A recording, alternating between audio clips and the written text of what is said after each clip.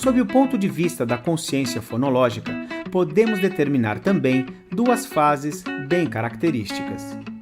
A primeira, que podemos chamar de pré-fonológica e engloba as fases icônica, na qual a criança considera o desenho como escrita, a fase da garatuja, na qual a criança faz rabiscos como representação da escrita, e a fase pré-silábica, na qual a criança já sabe que se escreve com letras, mas utiliza qualquer número de letras e qualquer letra para representar as palavras. Por que pré-fonológica? Porque é a fase anterior àquelas em que a criança percebe a língua, a escrita, como representação do som. Então, ela ainda não se deu conta de que a palavra é som e que a escrita representa o som. A criança só passa da fase pré-silábica ou da fase pré-fonológica para uma fase fonológica, de consciência fonológica, se trabalha com ela para perceber os sons das palavras. A fase silábica se divide em duas, intimamente ligadas à consciência fonológica e ao conhecimento das letras: silábica sem valor e silábica com valor sonoro. Na fase silábica sem valor sonoro, a criança escreve uma letra qualquer para cada sílaba. Já na fase silábica com valor sonoro, quando a consciência fonológica da criança está mais desenvolvida, ela escreve uma ou duas letras relacionadas ao som da sílaba. Ou seja, a consciência fonológica tem vários subtipos, né? Tem um primeiro, que é a consciência da segmentação da palavra em sílabas, que, ao mesmo tempo, se desenvolve com o conhecimento das letras. Letras do alfabeto, várias letras, e começar a relacionar a letra com o som dela. Nesse sentido, o nome da letra ajuda muito a criança a perceber que a letra representa o som. Quando a criança começa a escrever as sílabas com valor sonoro, o professor começa a trabalhar com as crianças o desenvolvimento da consciência fonêmica. Nesse momento, é fundamental que a criança exercite a discriminação auditiva. Professoras se queixam muito, as crianças estão confundindo P com B. Eu falei, garanto que estão confundindo também T com D e V com F. E por quê? Porque P e B, até o movimento da boca é o mesmo, né? Se eu fizer, eu posso estar falando P, posso estar falando B, posso estar falando várias letras, né?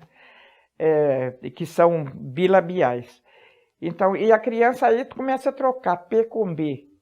Por quê? Porque a diferença para nós que já estamos alfabetizados, já aprendemos a fazer o confronto de fonemas, a confrontar pata com bata, é óbvio que é diferente, mas a criança que ainda não chegou nessa consciência fonêmica, para ela é difícil distinguir pata de bata, porque a diferença é apenas de uma surda com uma sonora. A única diferença fisiológica entre pá e bá é que numa as cordas sonoras, as cordas vocais vibram mais. As outras, as cordas vocais quase não vibram. Isso é uma minúcia que a gente só aprende quando aprende a ler e escrever, quando aprende o sistema de escrita. Ventilador. O que você colocou para fazer o vé? F. O F com o quê? Com E. E o F com E? Faz qual som?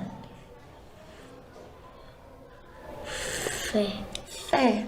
E é fé ou é vé? Vé. Vé. E o que a gente tem que trocar aqui para ficar vé? V. O V com o quê? Com E. Lá. Do. D. D. Agora, lê o que você escreveu, fazendo morrer na palavrinha. Fala pra mim o que é o ti. G, O G e o I faz o quê? G, Mas eu não quero G. O que eu quero? Ti. T, E o que vai ser o ti? T, I, T, I. Quando a criança está confundindo P com B, a gente tem que trabalhar com palavras diferentes, pata, bata, né? Para ela ver que é diferente. Faca é diferente de vaca. Faca, vaca. Ela troca muito o F com o V, porque as duas só se diferenciam porque uma é surda e outra é sonora. As crianças percebem melhor a diferença entre os fonemas pelo confronto entre eles. A professora propõe uma atividade na qual usará quadros de dupla entrada com linhas e colunas, que no caso são casinhas, mas poderiam ser vagões de trem ou partes de uma centopeia. No início são sílabas simples, no padrão consoante e vogal. Durante meses, a professora irá preencher os quadros, incentivando as crianças a fazer hipóteses e as desafiando a descobrirem o segredo da colocação dos pedacinhos nas casinhas. As palavras Então, são processos que vão paralelamente. A psicogênese, as fases da psicogênese, as fases da consciência fonológica acompanhando as fases da psicogênese e o conhecimento das letras acompanhando essas duas fases, as três caminhando juntamente. Por quê? Porque a criança tem que perceber os sons, tem que ter consciência fonológica para avançar nas etapas psicogenéticas. E para aprender que esses sons se representam com letras ou grafemas, ela tem que conhecer essas letras e grafemas.